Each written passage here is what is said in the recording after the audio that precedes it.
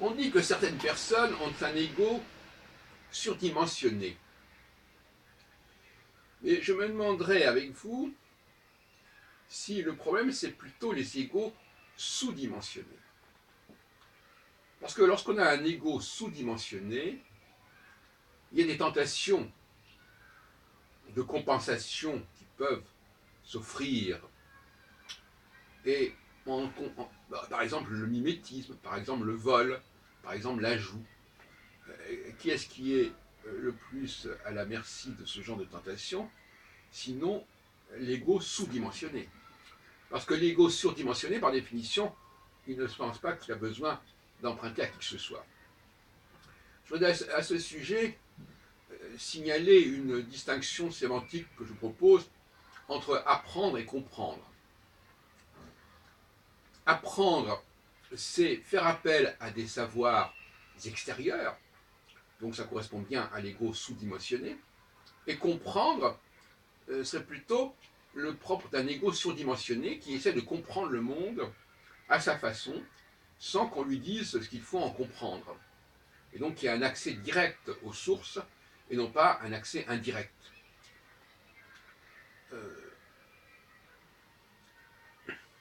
Donc là, le procès sur les égos surdimensionnés, je crois qu'il va falloir le repenser très sérieusement.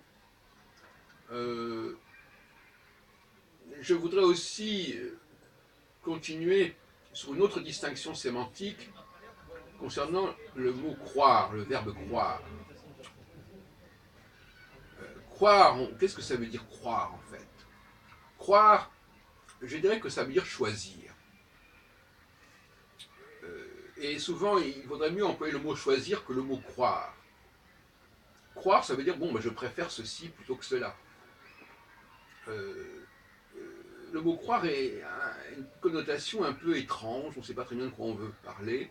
Quand on dit à quelqu'un, vous croyez, il dit non, je ne crois pas, parce que c'est un constat. Mais non, il n'y a pas de constat. Il y a des choix.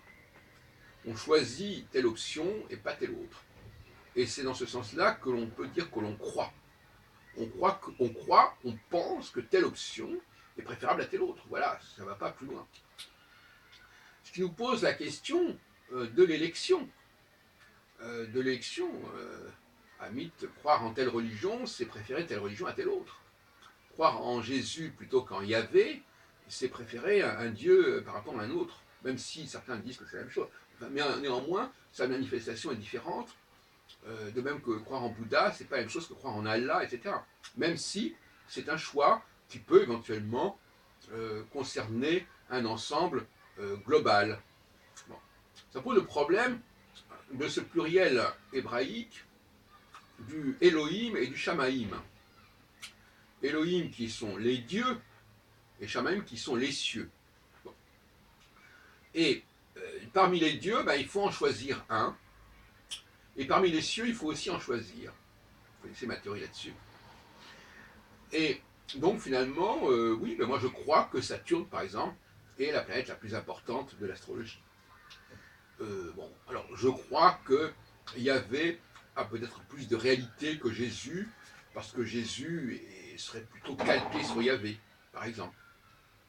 Où il y a des choses comme ça, on peut croire ceci ou croire cela, ça veut dire qu'on a un penchant plutôt pour ceci que pour cela.